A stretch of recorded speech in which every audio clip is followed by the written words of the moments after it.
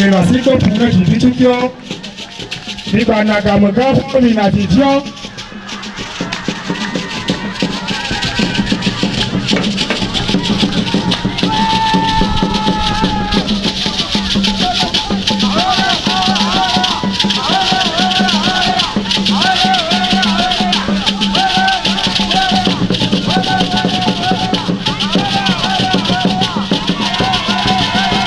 asikola mana ono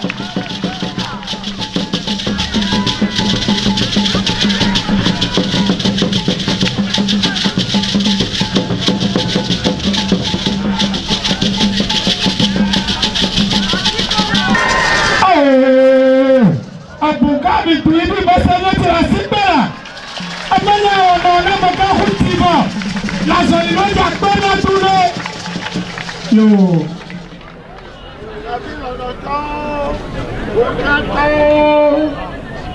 Bien comprenable. Yesei, ils sont négociants. Yesei, ils sont négociants. Ils sont négociants.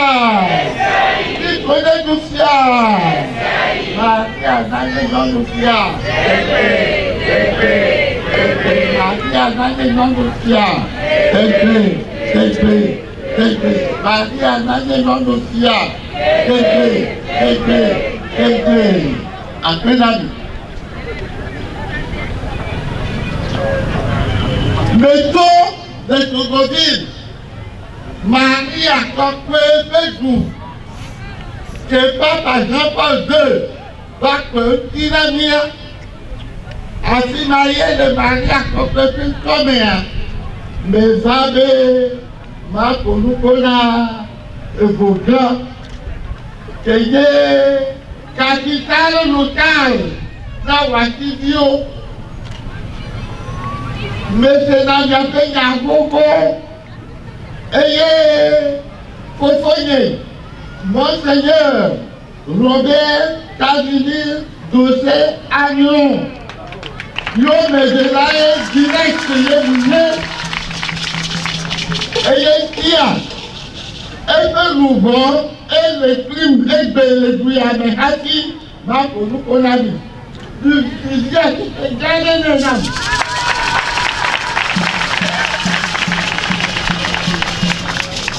Mais c'est ce qu'on dit au fait de BCC,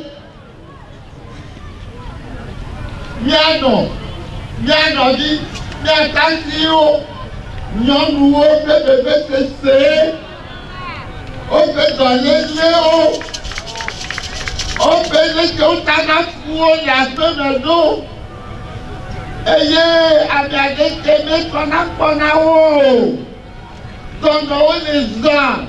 Kwa kondi bete kwa kule miasio Bebio beyo ayi sukulu Vuade me kwa sukulu Vuade wa Kompata meye de viole Togo le fupem Kaka ebebla Togo nenye ya Me dabagba de conférence nationale me Be ma wop Tonye silwa et ma de Tokodio de l'écouter wa égro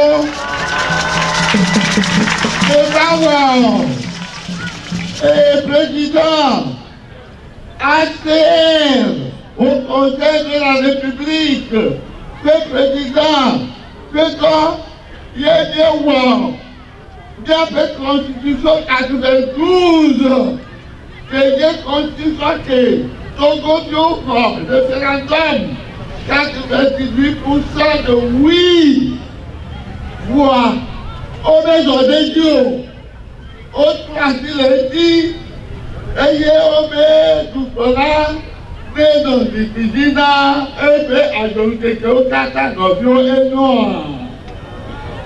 Mikasam Jamamera, il est à Fayoma ou le bonnet, même les gens vont dire que il y a des familles. Alors, nous sommes et nous et il y a des personnes qui n'aiment des togotas, nous et taillés amesiso kaba pom besi ke wile ma be yo de si go te be wo ba isan wo sisi ake ma o ganam re yi so ya de ko ta ti wa ba yomde be ma ba pele yo si alebe alternance démocratique efe ato pe sa tubude ne ba Togo yi gbanji alebede mi avo ne mi o se mi ana démocratie amen démocratie ke mi ana mi de seba le fi be d'encore de le Pologne ye nagbe eye ohun ọ̀dọ́ kalẹ̀ tó ẹ̀ yé kò démocratie bá Pologne eye pé àyàrá kòdómí kákàlẹ̀ Áfíríkà yé ké gọ̀mẹ̀ntì Benin Monseigneur de Souza ekpédéwó dí yé kéré kú náà obéyìí tí a máa wẹ̀ lè Togo mèjàmàgbá ní ìlú yìí pẹ́pẹ́pẹ́pẹ́ wà dictateur kénògbé má gbé adé yé ní pé yé koué de Yadema toujours au pouvoir Agbé Wezou àlàáfíà Bíbélì Fífíà économie avec Aboulane Fúpẹ́pẹ́ Wúdìínà kọ́ra Tókótáwó Eyaka ó bá jẹ́ tó mọ́ yẹn pé máa bá pẹ́lẹ́ yìí ó dí ní àtọ́ Togo dídì nìkan kè máa ń tọ́lá dúró bèlè ní Bàdọ̀lì nẹ́nẹ́mùpé dínásì àti gbèsè dínásì nẹ́nẹ́ ọjà ní àpọ̀ èdè. Eye mèyí gbèdógó lámẹ̀ mètínúdọ́ pé máa ń tọ́lẹ̀ ní Fíàm ìdèkádé kèlátọ́wà ọ̀dọ́ ánámí ní ẹgbẹ̀rún náà máa dẹ́kẹ̀ o. Mele ukudewo ti keke eye ìdàkẹ́mẹ̀ kandidati o bá lè ṣe azọ́dẹ̀ le bá de kúkú náà conseil de sage bàdọ̀dé àdàgbèlá yóò tó expérience de mùyọ́ yé bùdé kúkú náà lẹ́dẹ̀ wọ́n tọ́ wá ṣe ní abẹ́ candidat odomita de sí àlẹ́ ní ó ṣe fún àlẹ́ ne wa tegu agbọ̀dọ̀ mbẹ́lẹ̀ àmì àyẹyẹ àbẹ̀kẹ̀ láti wá pàǹkọ̀dọ̀ anami nẹ́ni àbòlè mọ́ pé nkọ́mi. Ó wù ẹ̀yàlú kwalítọ̀ ẹ̀ àti wáyọ̀ àmì àfẹ́ńkọ́lá mà yé tọ́ bùbá ìbílẹ̀ ẹ̀yẹ mbẹ́ máa bù kọ́ǹtì fún Monseigneur Pọ́dúró nẹ́ni àti wá fọwọ́ démocratie fẹ́yàwó ẹ̀sì journaliste ó ṣe ń kọ́ yèrè kútọ̀nù wa ó kúrú bá pọ̀ pé ó Monseigneur wẹ́lẹ̀ jọ yìí lò vuade tókótáwọ́ ní kúpàgbàntọ́ oyin kandida ọdọ̀mẹ̀ adé ọmọlẹ̀ pàdé agbèròmè dàbíyé lẹ́yìn àmẹ́kẹ̀ ìgbẹ́lẹ́ wà ní wà pàǹkọ́ à. Lèmẹ́ ló ń dínà o, ẹ làbẹ́ náà, ìmúlẹ̀ ìdáná kan ti sọ lé tó àmẹ́kùgbò pégà ń tì o. Àbẹ̀gẹ̀dẹ̀ ó sì ṣe bá pọ̀m tó dùkọ́ gbogbo ọmọ ọmọ yóò yẹ pòfẹ́sà yóò pọ́ dànù lóńgọ̀ ó bá pọ̀m ẹyẹ ọgbọ̀n ọdún ṣe kílẹ̀ náà ọmọ Monseigneur no lásán adéyà mo ń tọ́ àyíjọ kúrò mẹ́ ní àkórúkọ pé wọ́n máa wú wa ní èdè bí ó kèlè dọ́dẹ̀ kámi kúrò lè máa ń túbọ̀ dọ́dẹ̀ kámi ní ilé gbọ́ bẹ́ àmẹ́kẹ̀ máa ń lásán àgbèrò mẹ́ àgbègbàgbẹ́ àgbèrò mẹ́ Jésus ṣe ayẹyẹ àdàwùdèláwọ̀. Ó sọ critère objectif tó kòrúkó na candidat o eye odo pọ̀ gapopo bientôt alors blanc de son Yo te dométa de ciel de Peñavoa. Oh, la connaît bon Seigneur. Ameke, ni Paul au domaine. Bé la que moi on doit le mot que coumer. Eye, tout la faux. Le fait que la bobo me et même yé agbeyo me Gabriel Kodoro. Yo donc on ira que nous, Madonna Libede, avec le temps maintenant, le niais besoin d'avoir mes béades, le niais nous décidons mes béades, et il m'a eu le tonam, tout le monde vous me Mayo a meadé le domaine, a ma que moi, qu'on a mis bébé, yé le Kodo Agbeome. Je me forme poisson à l'eau. Je me forme les non-connamis et les bénétonats. C'est 14. Les leaders ont attendé. Waouh, les cas, à mon bébé dominé. Et la béna, des cas ont meillé, vous scellez. Et que me connaissez pas pourquoi. Oh, tout à l'âge. Avec ça, me le dit, j'ai la c'est impossible. Et le président nous a dit qu'il est capable. Mais le président lui a dit que à l'eau blase, peut côté il est qu'on a le goût. Nous décapé, côté il est capé, il est à Messi. Mais les cas de Maope comme un ami, Maope comme un ami. Et le Gabriel Agbeome Kodo. Nous voici le gardien. Mais les coups de Nami, prédicateurs de bio, amétitio, moutmo, non-mou, mais il y a un domaine d'accordé. Votez! Votez à Béron, votez! Tous! Votez avec les yeux fermés. Moi, je suis venu avec la foi. Je suis venu travailler avec la foi. Conseiller le sol de Wanda, veiller avec le temps que Soussou jouait, mais ça on adore. Avec le temps que Soussou, mais ça n'a pas maouton. Les voix de Dieu ne sont pas les voix des hommes. Les voix de Dieu ne sont pas les voix des hommes.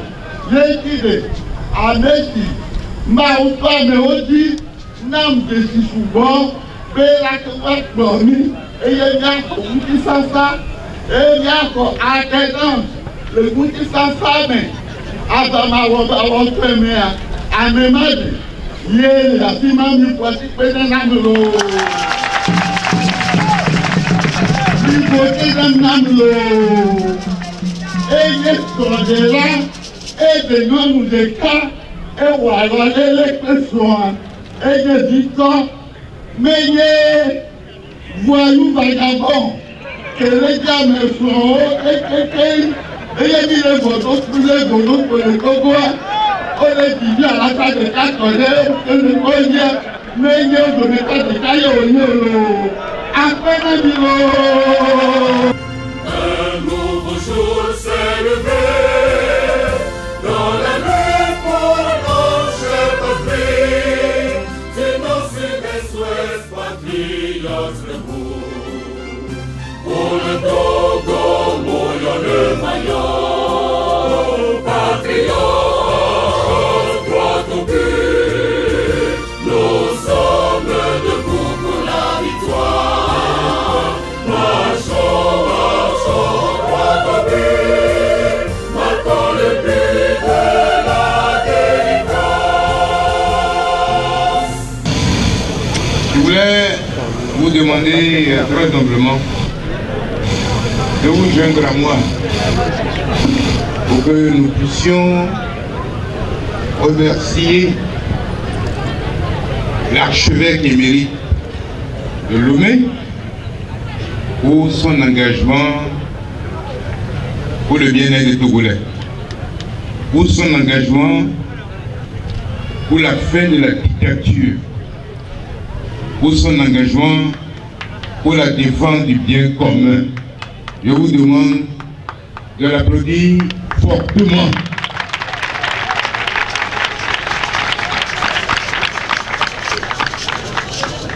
ma tento akpe wanya ko dogo vio ekpe uso ikona o ma tento akpe wan ko to 3 et bavo anoko la dikwedia on to nyabe gamesu ni yo on to nyabe emi a le ni ke bo mi no ran ko la ko on to nyabe ekpan obe oso togo la planga dona pe o me ni church home yo so planga ne do donner et non tu es vieux aya du vieux ameo les victimes d'injustice ameo soto gapame kunu togo ke sino no america so eto ngba ni neke et Togo yo no kekele ba wa ebe hado ebe ove onto e drapeau palo chao sona me kwa abame ni me pastor do na ko drapeau ni le church ko be da gbe ni ba Togo e mo se jo ojo na gbe me la yin bia aka ga de suwa punpo aka ya me to agba na punpo be bi ji efe o provoquer alors nous gagnons pour le sojo le sojo a famille de carré de sojo a l'autre quoi le sojo oui Padagbo le doit protéger toi Padagbo fait partie du corps électoral il va vous trouver nous on va venir mais il va pas y toi il y a trop, nous y devons tout faire non nuer. On va sortir du nord, on va tenir ma soumission. Et on est bien coalition, mais il y a quoi gagner donc quelqu'un de Togo. Il y a quoi gagner. Il y a quoi gagner pour vite. Mibe all pour vite ta foi. Les miens vivants vont taper au clos. Bibe, non, pour les mains, et quand on tourne la main, là, tu vois, on avait au corps, tout le temps, à doubler, et puis blaton, et tu vois,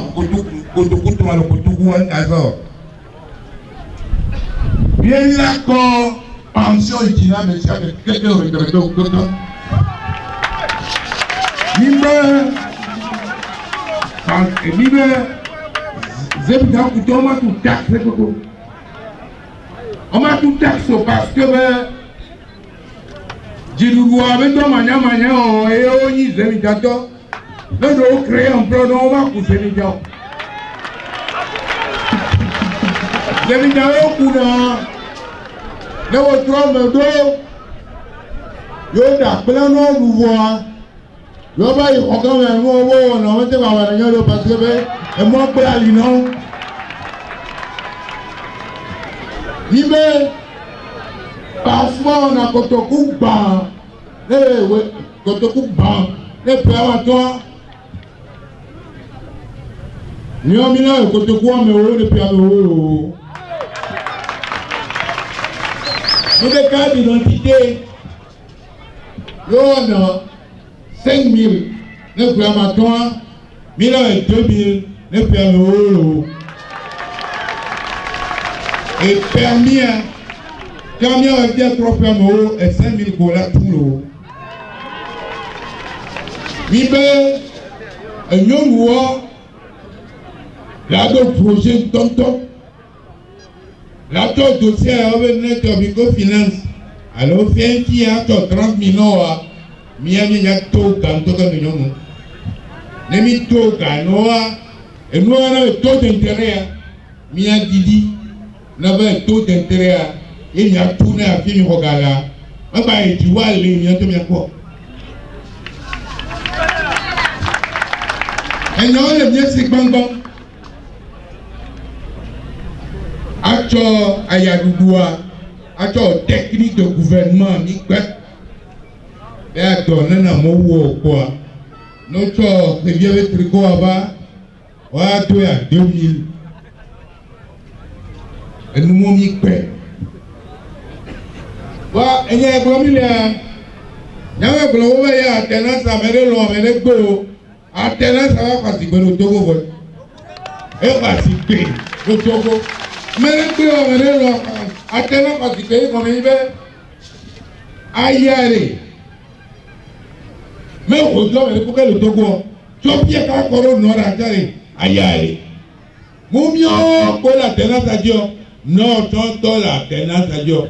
Est-ce que tu vas ou est-ce que tu vas et donc quoi que tu et son néné et non néné blaton mignon ovia elle a eu blatin les familles les cas parce que c'est un homme qui juin 67 il y a un certificat d'études primaires élémentaires juin 1967. Même il y a beaucoup de gens qui ont fait gaga en droit 67. Nous avons bac, nous avons licence, nous avons maîtrise, nous avons DEA, nous avons doctorat. Bon, voilà le bon, ni quoi le chocolat, ni quoi donc et puis précisément votre quel méthode de loi, mon seigneur Siamia, ami Kokwe aussi dans le commun. Maintenant, il est le président de la République. Il est le président de la République. Maman dit non, comme il y a eu, ah, on nous met. Les doigts, la trop de kilomètres de la boîte. Il me quoi? Il me comment? Il me quoi? Minya. Makane ne ototo no vene minya o akoli evunto mitote ene ti. Eko iba fia enu en question un kane doit y fosfat. Ele fia maunimi to wona doa. Enya go bako kenke. Je me to eno fo kan to ne minyo lo bi yo mi talo. Mi to gan fia bi ko mi afa. Para contar ko ko le tio. Les gens qui ont dit qu'ils avaient encore des gamada et sortir. Fidèle, fier, le doigt bien on est né. Et nous, on est venu ton néné, Gagna glaçare pour eux. Même quand tu veux venir le 10, c'est 10, non? Oui. On est le 10? Oui. Ok. Et quand on peut quoi faire? Quand on peut quoi faire, il y a quoi? Les gens qui veulent que pour qu'elle quoi? Il y a des Belomda, mais à Gautier, mais ils sont Belomda, mais les types, quelqu'un pour qu'elle vienne, il y a des à Gautier, dès que mes 7 heures pour éviter qu'il y a des caca, et donc quoi, je vois attends, je vois un ami machine, les midi pour aller nous de la préfecture de Camilla. Les midi de Giro, les contrôles, les attendants, ça va pour nous. Yeme quoi, les miens, d'accord, les gâteaux, les bouquets.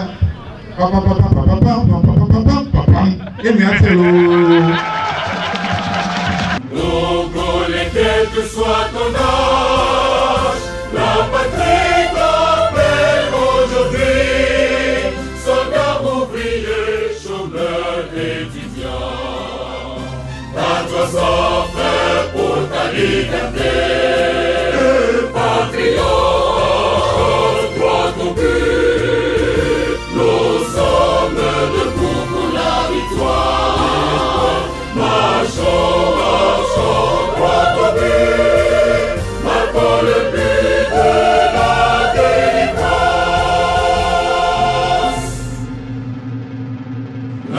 victoire est à notre portée. Jamais, jamais tu ne connaîtras la famine, la honte, le doute et la peur. Ta libération est enfin proche, patriote, droit au but. Nous sommes debout pour la victoire. Marchons, marchons, droit au but.